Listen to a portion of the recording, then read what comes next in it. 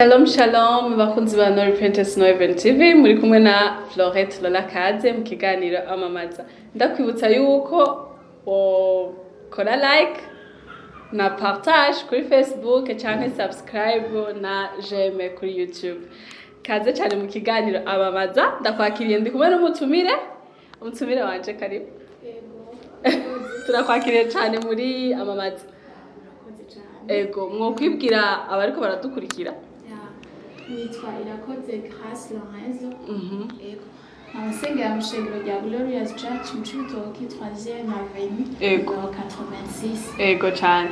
Mwamwumvise yitwa Grace. Turakwishimiye kandi hano muri amamaza.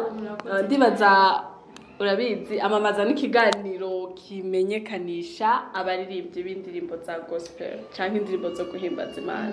Nukuvuga ngo niba Grace ari hano muri studio za amamaza nuko ari umuririmbyi. Urashobora kutubwira rero ibikorwa byo kuririmba bikorera he?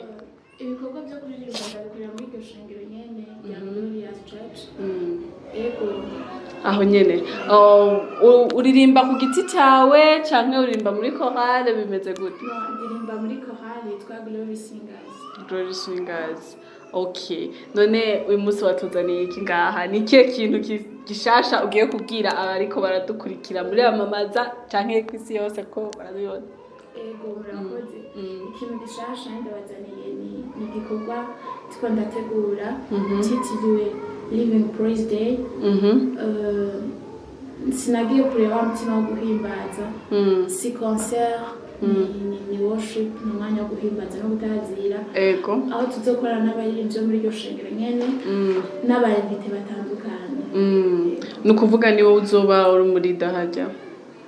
Niwe uzoba uri kurarongora mbega. Ego gusa hariho n'abandi. Ego cyane. Mwabyumvise we ko baradukurikira ni Grace yarariko arabatumira kuza muri worship. Ego. None worangira neza ahantu iryo shengero riri ku muntu ashaka kuza kwifatanya nawe? Murangire neza quartier birwiza. Ni mu Cibitoke kujya gatatu. Inimero 86. Uvuye ku ikaburimbo ni kwizaho ya kabiri ahantu ari portail ya rouge mu bubavu. Ego. Mu buryo. Okay, ndibaza mwavyumvise ushaka kuza kwifatana nawe ni karibu. Na amamaza canke No Repentance No Event TV naho tuzogerageza tuhabe. Ego, turabashimiye cyane. Reka rero bareka bariko baradukurikira niba uri umuririmbyi kuko tubibonera hano nyene. Ego. Utwereke yuko uri umuririmbyi. Ego, ducishiriza ko gatoya.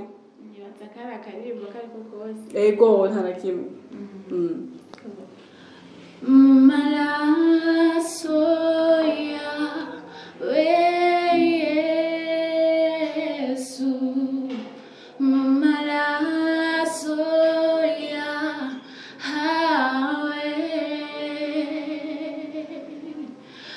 maraso yawe Yesu, aho niho nkirira. Wow. Mwavyumvise tuciye twumva tuzoza ko turumva dushaka kumva ibindi birenze kuri ibi duhaye ubu muri aka kanya. Ego, none nturigera wiyumvira gukora indirimbo ku giti cyawe? Indirimbo muraniyumvira kuzikora kandi zirahari ziranditse. Gusa sindashobora kuzishira ku mugaragaro ariko vuba cyane biri mu migambi. Okay, turakubwiye ntikohaje. Ego, merci. Natwe turakurindiriye ngaha utuzaniye bishasho tubwira yuko ugira launching album yawe. Ego, kandi Imana igufashe. Amen. Ego cyane. Ikiganiro cyacu rero kirangiriye ngaha. Turagushimiye kandi turazi yuko nundi munsi uzokwitaba ukaza ukatubwira bishasha ngaha muri amamaza. Na cyane ko kazi kacu. Urakoze cyane Grace. Abariko baradukurikira mwari kumwe na Florette Lola Kaze ndi kumwe na Grace muri studio. Ikiganiro cyari amamaza naho buta ariko ndakwibutsa yuko wokora j'aime na partage kuri Facebook ugakora na like na subscribe kuri YouTube. Naho butaha shalom.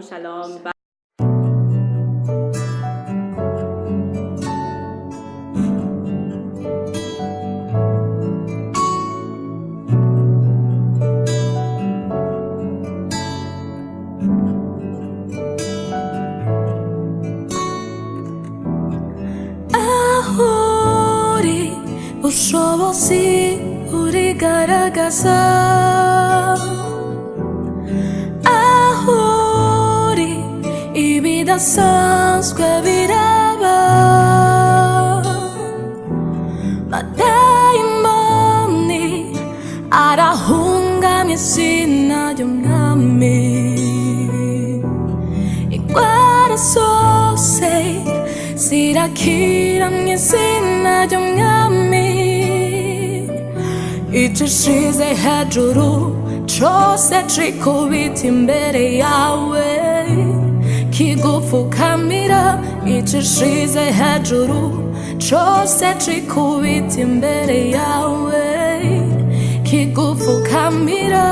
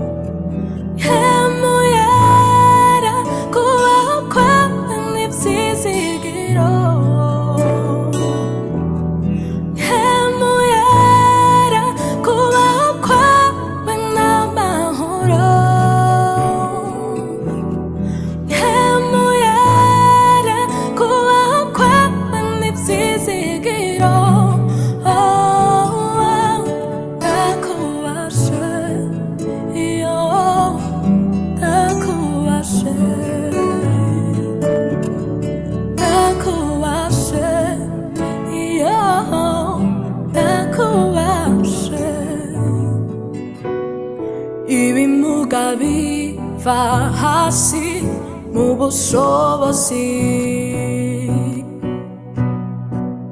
usuka amahoro mu mitima imenetse ugafuka inguma zayo